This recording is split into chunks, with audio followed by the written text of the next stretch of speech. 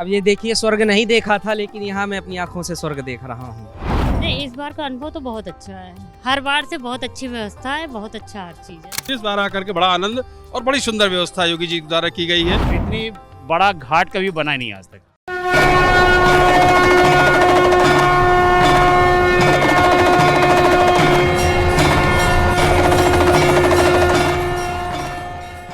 देव दनुज किन्नर नर श्रेणी सादर मज्जहि सकल त्रिवेणी। श्री रामचरितमानस में कही गई ये पंक्तियां महाकुंभ को लेकर पूरी तरीके से प्रचलित हैं और न सिर्फ कुंभ और महाकुंभ में बल्कि त्रिवेणी संगम का एक अलग ही महत्व दर्शाती हैं। और इसी महत्व की मान्यता है कि लोग यहां पर आते हैं और अपने जीवन में एक अलग ही प्रकार का आनंद प्राप्त करने के लिए त्रिवेणी संगम में स्नान करते हैं। और इस बार का जो भव्य और दिव्य महाकुंभ आयोजित किया गया है उसमें विभिन्न प्रांतों से आए हुए लोग हैं जिनके अनुभव अलग अलग हैं। आप कहां से आए हैं? सर मैं कन्नौज से आया हूँ। कन्नौज से आए, कैसा अनुभव है आपका यहाँ महाकुंभ? जो है ना बहुत बेहतरीन रहा है और जो है यहाँ की व्यवस्थाएं जो है बहुत ही सुचारू रूप से व्यवस्थित हैं जी।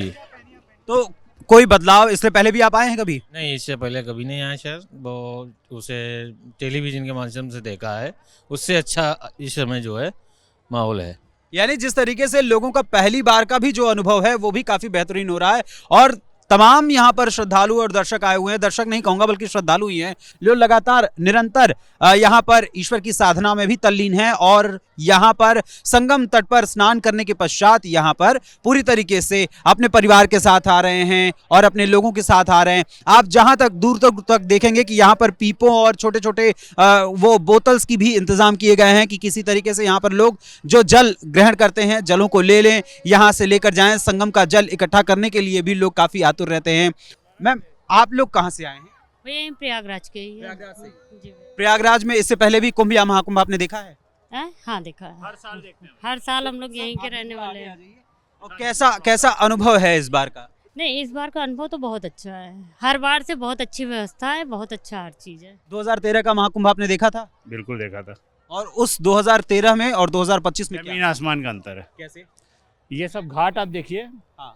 पहले गंगा जी ऐसे बहती थी, अब इस संगम को पब्लिक पैदल जाकर के पहुंच सकती है वहाँ तक, वरना नाव के अलावा कोई चारा नहीं था। हाँ। इस बार आप संगम पैदल जाकर के वहाँ नहा सकते हैं। इतनी बड़ा घाट कभी बना नहीं आज तक। पक्के घाट जो बने हैं, वो सड़कें जो बनी हैं, वो सारी चीज़ें सब पहली बार हुआ है। तो प्रयागराज के विकास में इस महाकुंभ के आयोजन को लेकर और भी कितने बदलाव किए गए? आप सबसे ज़्यादा सड़क, चौराहे और जितनी भी दीवारें आप सड़क इसमें रोड पे देखेंगे, सब जगह एक से बढ़ के एक कलाकृतियाँ बनी हुई हैं। पूरा शहर स्वच्छ हो गया, फ्लाईओवर बहुत से मिल गए। योगी जी के भी कई दौरे हुए हैं। 100% सारा श्रेय उन्हीं को जाता है, उसके अलावा कोई नहीं। और वो जिस हिसाब से वो निगरानी कर रहे हैं मेले की, आप देखिए ये खड़े हुए हैं बगल में, पीछे उनको दिखाइए। एक तिनका गिरता है वो बंदा उठाने को तैयार रहता है तुरंत। बिल्कुल, स्वच्छता के लिए सफाई अभियान चलाते हुए महाकुंभ 2025 को लेकर पूरी तैयारी कर रहे हैं। और जिस तरीके से अगर देखा जाए, सीएम योगी आदित्यनाथ लगातार यहाँ निगरानी भी बनाए हुए। अखिलेश यादव जब 2013 में उन्होंने आयोजित किया, इस बार आयोजित हुआ था, तो उस दौरान आजम खान को यहाँ की जिम्मेदारी दी थी। तो मेला प्रभारी उनको बनाएगा, उनको क्या पता है सनातन धर्म के बारे में? तो एक योगी ही सनातन धर्म के बारे में जान सकता है, वही अच्छी तरीके से देखभाल कर सकता है। सर, आप भी प्रयागराज से ही हैं? नहीं सर, मैं तो बहराइच से आया हूँ स्नान करने के लिए। बड़ा सुंदर, बड़ी अद्भुत व्यवस्था और बड़ा प्रसन्न हुआ कि पिछले बार जो अर्धकुंभ था वहाँ भी मैं आया हुआ था। इस बार आकर के 2019 में, इस बार आकर के बड़ा आनंद और बड़ी सुंदर व्यवस्था योगी जी द्वारा की गई है। बहुत सुंदर लगा। बड़ा उससे पहले महाकुंभ में आए थे 2013 में? अर्धकुंभ में आया था, जो अर्धकुंभ लगा था। 13 में भी आया था मैं। 13 में तो यही जॉब थी मेरी, फतेहपुर में जॉब थी, तब भी मैं आया हुआ था। अब जमीन आसमान का अंतर। बहुत सुंदर व्यवस्था, बहुत अच्छी व्यवस्था, साफ सफाई कितनी अच्छी व्यवस्था है, बड़ा सुंदर लग रहा। बहुत सुंदर मनोहर दृश्य है, बिल्कुल राममय है सब वातावरण, बड़ा सुंदर। हर तरफ राम में ही सब कुछ वातावरण नजर आ रहा है। प्रभु श्री राम के जो बाल स्वरूप है यानी रामलला की मूर्ति की स्थापना जो की गई थी अयोध्या में 22 जनवरी 2024 को, उसको भी 1 साल पूरे हो रहे हैं इस बार के महाकुंभ से पहले ही। और इस बार के महाकुंभ से पहले ही 11 जनवरी को वर्षगांठ भी मनाई गई। और साथ ही लगातार यहाँ जो उत्साह दिखाई दे रहा है, कहीं भोले की सेना चल रही है, कहीं श्री हरि विष्णु की सेना चल रही है, कहीं नारायण को जपते जपते राम को जब छिड़क रहे हैं लोग, और हर खाने पीने की चीज को भी साधु सन्यासी और संत जो परोस रहे हैं उसे भी राम नाम से जोड़ते हुए भारतीय संस्कृति और परंपरा का निर्वहन कर रहे हैं और निरंतर अपने जीवन में आगे उत्तरोत्तर बढ़ रहे हैं। सर, आप लोग कहाँ से आए हुए हैं? मैं वैसे रहने वाला फतेहपुर का हूँ, लेकिन मैं आया हूँ दिल्ली से। मैं जो जॉब मेरी दिल्ली में है। तो कैसा आपको लग रहा है यहाँ महाकुंभ में आकर? अरे अब ये देखिए, स्वर्ग नहीं देखा था, लेकिन यहाँ मैं अपनी आंखों से स्वर्ग देख रहा हूँ। तो जिस तरीके से सनातन संस्कृति और सनातन परंपरा के प्रति सरकार लगातार काम कर रही है, उसको लेकर आपका क्या विचार है? अरे अब सरकार के लिए क्या कहना है। सरकार ये सरकार है तभी ये है।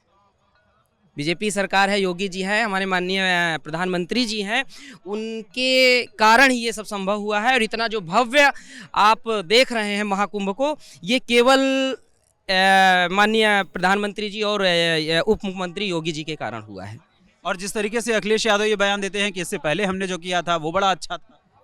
अब अखिलेश यादव जी का क्या कहना, उनके बारे में तो मैं नहीं कह सकता हूं, लेकिन अखिलेश यादव जी ने जब किया होगा, अब नहीं है, लेकिन उनके जो बयान सुनने को मिलते हैं कि अब देख लीजिए, आप ही देख रहे हैं, आप अपनी आंखों से देख रहे हैं कि जहां सनातन एकता की बात हो रही है, तो अखिलेश यादव जी की बातों से ये पता चलता है कि ये हमारे सनातन को जातियों में बांटने की कोशिश कर रहे हैं। और आप इतने बैनर लगे हुए हैं, इतना सब कुछ लगा हुआ है, कहीं जातियों के बांटने का कोई संदेश हो तो आप मुझको दिखा सकते हैं, मैं अपनी बात वापस ले लूंगा। बिल्कुल, जिस तरीके से यहाँ पर धार्मिक परंपरा का अनुष्ठान किया जा रहा है और धार्मिक परंपरा के अनुसार ही यहाँ पर जो आयोजन किया गया है, उसको लेकर हर प्रकार के किसी भी जाति से ताल्लुक रखने वाले लोगों यहाँ आए हुए हैं। और पीछे जहाँ पर घंटा ध्वनि बज रही है, शंख बज रहे हैं, आरती हो रही है, उनके भी दृश्य यहाँ पर लोग देख रहे हैं, उनकी दिव्यता को देख रहे हैं। और यहाँ पर पूरी भव्यता और दिव्यता के साथ चप्पे चप्पे पर निगरानी रखी जा रही है पुलिस के द्वारा और सफाई कर्मियों के द्वारा। यहाँ पर साफ सफाई रखी जा रही है और जो लगातार यहाँ पर श्रद्धालुओं की भीड़ उमड़ती जा रही है, वो मुख्य रूप से जो विशेष स्थान है, 6 स्नान, जनवरी के महीने में 3 और फरवरी के महीने में 3, उन विशेष स्नानों को लेकर लोगों के मध्य सबसे ज्यादा उत्सुकता है। और खास करके 29 जनवरी को मौनी अमावस्या के दिन जो विशेष स्नान होगा, उसको लेकर विभिन्न घाट बनाए गए हैं। और घाटों के अलावा यहाँ पर यह व्यवस्था की गई है कि जो भी श्रद्धालु जिस दिशा से आएंगे, उस दिशा पर बने हुए घाटों पर स्नान करके वापस वहीं से चले जाएंगे। हाँ, लेकिन प्रयागराज में एक समस्या जिसका समाधान यदि हो जाए और सुचारू रूप से यदि वो समस्या का समाधान करते हुए इस पूरे महाकुंभ को संपन्न किया गया, तो निश्चित तौर पर ये महाकुंभ अपने आप में बड़ा ही भव्य और दिव्य जो आज कहा जा रहा है, वो उसकी सत्यता का प्रमाण देगा। क्योंकि यहाँ पर एक समस्या हो सकती है, वो है ट्रैफिक की समस्या। क्योंकि यहाँ पर जो श्रद्धालु आएंगे, आमजन आएंगे, उनके साथ साथ विशेष अतिथियों का भी आगमन होगा, वीआईपी, वीवीआईपी और विदेशों से भी आने वाले जो गेस्ट रहेंगे, उनके लिए भी यहाँ पर विभिन्न प्रकार के जो पंडाल लगाए गए हैं, जो अलग से उनके लिए विशेष सुविधाएं दी गई हैं, उसको लिहाज से भी यहाँ पर सुरक्षा व्यवस्था का भी इंतजाम किया जा रहा है और ट्रैफिक की व्यवस्था को विशेष रूप से संभाला जा रहा है। फिलहाल इस पूरे आयोजन को लेकर आपका क्या विचार है, अपने कमेंट्स के माध्यम से हमें जरूर बताइएगा। कैमरा पर्सन अशोक भारद्वाज के साथ मैं अखिलेश पांडे, प्रयागराज कैपिटल टीवी।